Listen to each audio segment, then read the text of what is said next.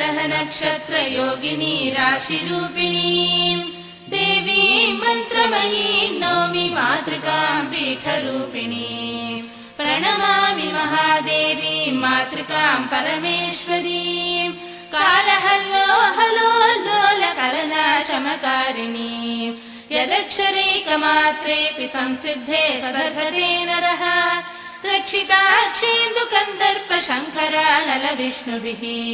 यदक्षर शशिज्योत्स्ना मण्डितम् भुवनत्रयम् वन्दे सर्वेश्वरीं देवीं महाश्रीसिद्धमातृकाम् यदक्षर महासूत्र प्रोतमेतज्जगत्त्रयम् ब्रह्माण्डादिकटाहान्तम् ताम् वन्दे सिद्धमातृकाम् यदेकादशमाधारम् बीजम् कोणत्रयोद्भवम् ब्रह्माण्डादिकटाहान्तम् जगदद्यापि दृश्यते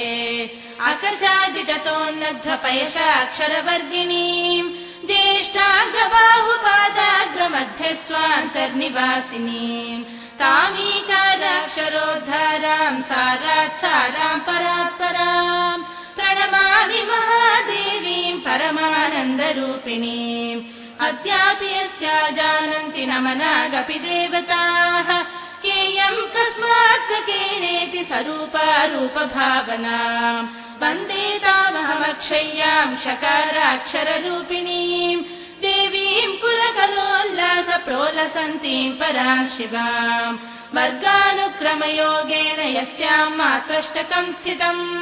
वन्दे तामष्टवर्गोत्थ महासिद्ध्यष्टकेश्वरीम् कामपूर्णजकाराख्य श्रीपीठान्तर्निवासिनीम् चतुराज्ञा कोशभूताम् नौमि श्रीत्रिपुरामहम्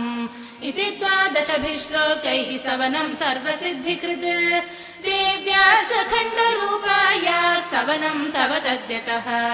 भूमौ स्खलितपादानाम् भूमिरेवावलम्बनम् त्वयि जातापराधानाम्